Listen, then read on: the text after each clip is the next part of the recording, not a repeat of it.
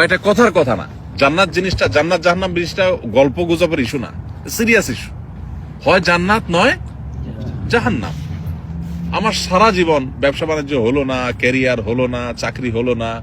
আমি একটা কথা সবসময় বলি, প্রবাসীদের মসজিদগুলোতে বিশেষ করে প্রবাসীদেরকে একটা কথা কমন শুনতে হয়, সেটা হলো তোর পরে বিদেশ যায় তোর চেয়ে বেশি জমি জমা কিনছে কেমনে, তুই কি করলি? হ্যাঁ, একই কথা মায়ের, একই কথা বাপের, বন্ধু বান্ধবের, বউয়ের, সবার একই কথা। তোর লগে একসাথে গেছে, যা 20,000 টাকা পরিশোধ করছে, দেনা দায় পরিশোধ করছে, এলাকার জমি জমা সব কিনা ভরাই ফেলতেছে, বাজারে দোকান নিছে, শুনছি ঢাকাও ফ্ল্যাট বুকিং দিছে। আর তুই কি করস? তোর সাথে একসাথে গেছে, প্রতি বছর একবার করে আসে, তুই 3 বছর আসতে পারস না, তোর টাকা হয় না, কি করলি তুই? এই কথাগুলো খুব বেশি শোনা লাগে না আপনাদের?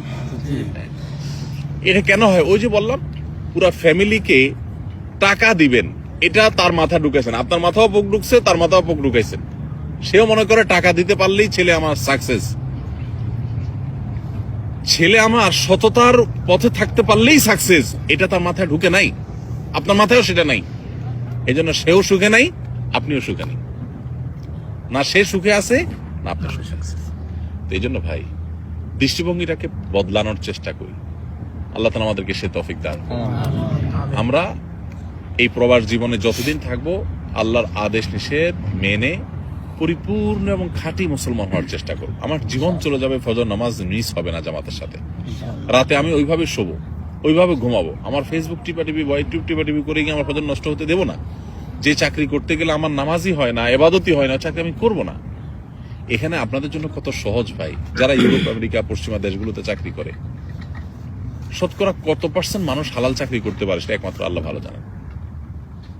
অফিসে ছেলে মেয়ে যে মিক্সিং যে পরিমাণ হয়, চাইলেও নিজেকে বাঁচাতে পারে না। মিউজিক ছাড়া মাথা ঘোরানোর কোনো জায়গা নাই, সব জায়গায় টয়লেটের ভিতরে মিউজিক, এমন অবস্থা। জিন্দিগিটা মিউজিকের ভিতরে গড়ে ওঠে। এমনি নামাজি মানুষ ভালো চলতে চায়, কিন্তু আপনারা এখানে সৌদি আরবে মাশাআল্লাহ আল্লাহ কত ভালো রাখছে বলেন, কোন তুলনা হয়? হাজারটা দুঃখ হয়তো আপনার থাকতে পারে, কিন্তু আপনি এখানে উপার্জন করতে গিয়ে ভেজাল পৃথিবীর যে কোনো দেশের তুলনায় সবচেয়ে কম ভেজাল। ভেজাল ছাড়া তো পৃথিবী কোথাও নাই, কিন্তু অন্য দেশের সাথে কম্পেয়ার করলে আল্লাহ আপনাকে জান্নাতে রাখছেন। এখনো এই নিয়ামতের শুকর আদায় করবেন। আমাদের ভাইরা যারা রেস্টুরেন্টে, এখানে যে ভাইয়ের রেস্টুরেন্ট আছে, আরো অনেকে রেস্টুরেন্টের সাথে এখানে ইনভলভ আছেন মাশাআল্লাহ। ইউরোপ আমেরিকাতে রেস্টুরেন্ট মানে কি? বার, মদের বোতল থাকতেই হবে, হ্যাঁ, হারাম থাকতেই হবে। তো আল্লাহ তাআলা তো আমাদেরকে সেফ রাখছেন, তাই না? এখন বাকিটুকু নামাজের ব্যাপারে গুরুত্ব আরোপ করা, হালাল হারাম মেনটেন করা, পরিবারের হক আদায় করা, কারোর হক নষ্ট না করা, আল্লাহকে ভয় করে চলা, বাস। পরিবারের সদস্য সবাইকে এভাবে গড়ে তুলতে পারি, দুনিয়াটা জান্নাত হয়ে যাবে ইনশাআল্লাহ। চেষ্টা করা যাবে না ইনশাআল্লাহ? আল্লাহ আমাদেরকে তৌফিক দান করুন। জাযাকুমুল্লাহ খাইর, জাযাকুমুল্লাহ খাইর, বারাকাল্লাহ ফিক। রাত হইছে, আমরা আর লম্বা করলাম না। দৃষ্টিভঙ্গিটাকে পাল্টাই, টাকা নয়, ঈমান আমলই মানুষকে সুখী করে। ঠিক আছে না ইনশাআল্লাহ? ইনশাআল্লাহ। এটা পরিবারের সদস্যদেরকে বোঝাতে হবে। এখন কিভাবে বোঝাবেন? আগে নিজের দিনটা বুঝেন। আপনি দিনটা বুঝলে তাদেরকে বোঝানো সহজ হবে।